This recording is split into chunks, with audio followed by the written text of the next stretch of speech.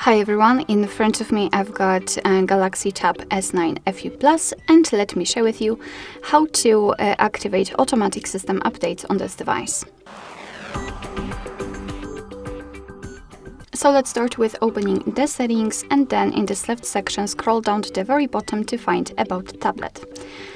There, let's find the software information and localized build number. We have to keep tapping on it until we will see that we are in the developer mode. If you want to learn more about the developer options, I highly recommend to check our tutorial.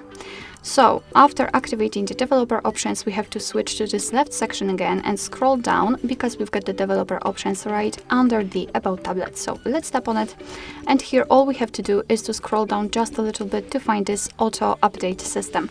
All we have to do is to tap on this switcher, and from now on, since this option is active, your device is allowed to apply the updates when it will be restarted. So you do not have to manually update your device.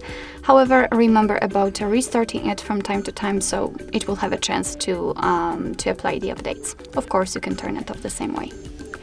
Alright, so that will be all. Thank you so much for watching. I hope that this video was helpful, and if it was, please hit the subscribe button and leave the thumbs up.